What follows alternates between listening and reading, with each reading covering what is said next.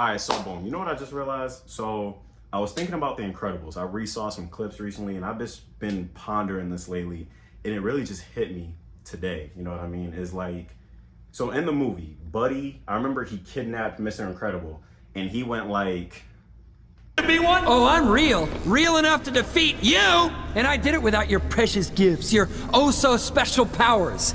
I'll give them heroics. I'll give them the most spectacular heroics anyone's ever seen! And when I'm old and I've had my fun, I'll sell my inventions so that everyone can be superheroes. Everyone can be super! And when everyone's super... no one will be. And I remember seeing that clip, and I remember hearing it again and again in my head, and it just hit me today just how much that speech to me speaks about taking away the authenticity of the individual, because the hierarchies that has been put in place will put people to think that they need to be like this thing rather than who they are. You know what I mean? I remember seeing that clip, and he was like, and when I'm old, I've had my fun, I'll sell my invention so that everyone can be super, and when everyone's super, no one will be. That made me think, right? Because to me, there really is no true hierarchy system, unlike the ones that we perceive to be through the media and the things that we see. And this is not me demonizing the people in the media. This is not me demonizing the media, because that's just not what I'm doing. You know what I mean? But in the media, they will tell you like, this is what is appealing. This is what's attractive. This is what you should be doing, right? You can name many examples for women. One of them could be, you know, look as young as possible, have a small waist, do this and the third. Maybe the media is saying, have a fat ass and big titties and this, that, and the third. You know what I mean? It could be anything. For men, it could be the buffest dude in the room, be the strongest dude, the smartest, the richest, whatever the case may be. Always putting this hierarchy of this is what's appealing and this is what's attractive.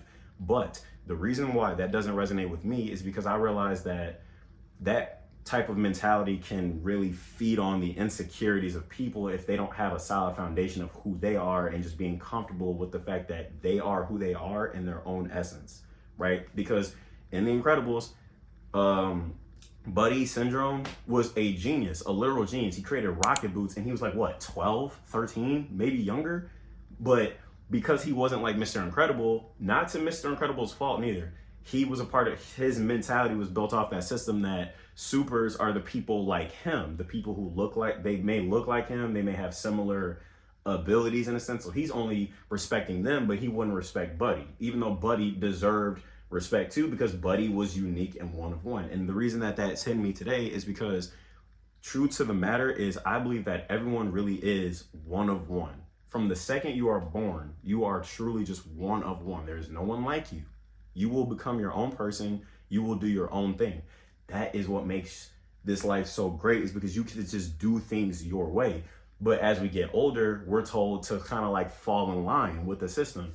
Maybe if you're a girl, you're taught, if you're like a white girl, they're like, oh, go blonde. That's the most attractive thing. Or, oh, do this, do that. If you're a black guy, they might be like, oh, play basketball, play football, this and the third, fall in line with this.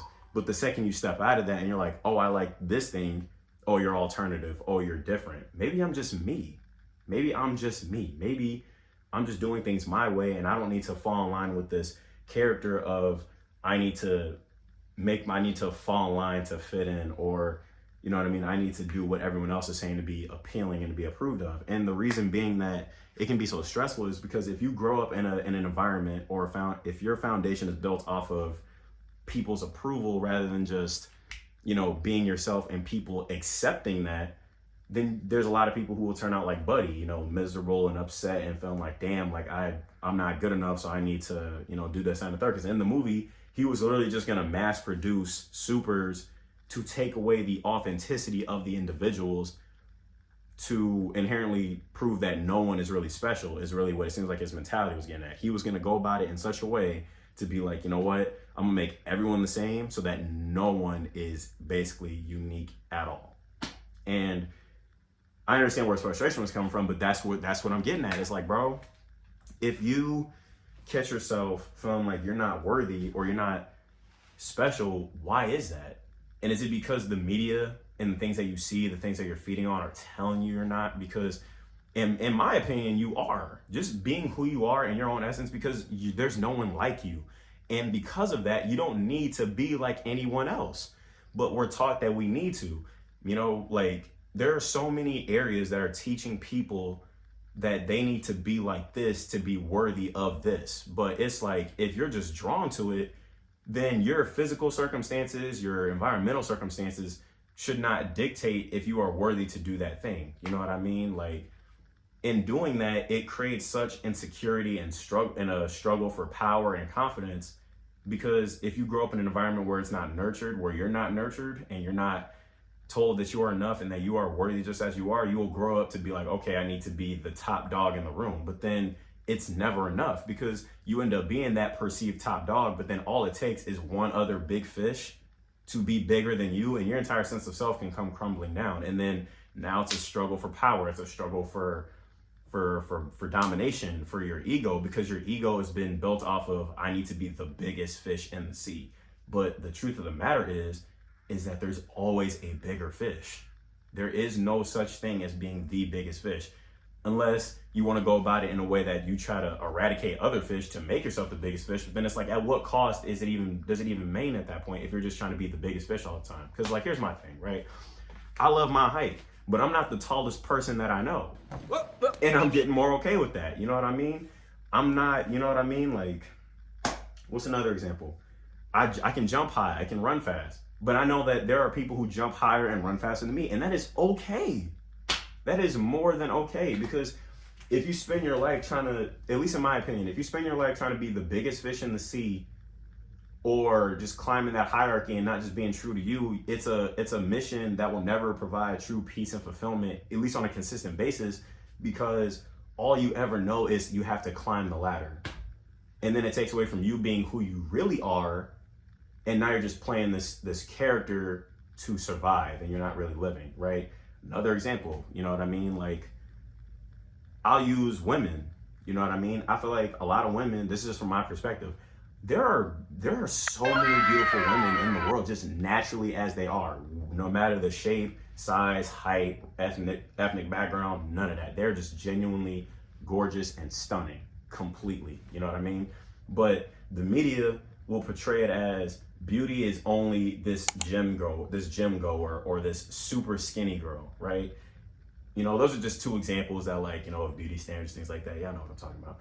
But it's like, they'll put these things on such a pedestal of like, this is what you need to reach, because if you actively teach people, like especially women, like, oh, that they're only attractive if they shave all the time and they have this super young appearance and they wear this type of makeup and they do this and they do that, and that's the only way they're considered attractive, then you're feeding off of their insecurity because they never had the foundation, because it was never built when they were younger. So now they're relying on the internet and the people around them to build them up, but all it takes is for one person to knock that shit down if it's not built from just their genuine truth, you know what I mean? And I just feel like it's important for people of all sizes, shapes, races, and gender, you know, identities to realize, at least in my opinion, that you being who you are is what's going to create the most peaceful life, period. Because if you catch yourself falling in line with, I need to climb this hierarchy, or I need to climb the ladder, or I need to be like so-and-so, then it automatically takes away from who you are. You know what I mean? Because yes, mass producing a product can make it easier to control, but then you ever notice how there's always that one product that comes out in a sense, and then it's always like, oh, let's just toss it away because it's not like what we need. And that's how I perceive people sometimes. I feel like we as people have been kind of limited. We've kind of limited ourselves to like, we need to be a mass produced product to be worthy of attention, because being who you are won't get that. But I think it's quite on the contrary, because the second you start being yourself, I would like to hope that it can inspire someone else to just be true to themselves, because they see you being you, and I'd imagine they want to be them too, instead of being this character that they've created out of survival because their insecurity was never attended to. But then when they attend to that insecurity, you know, and then it just takes a lot of work after that. But I think it's very, very important to, you know, really sit with oneself and to know who oneself is, and not to fall in line with what the world is doing, but rather just do what you're doing. Feel from your heart, operate from your spirit, live truly on your own pace.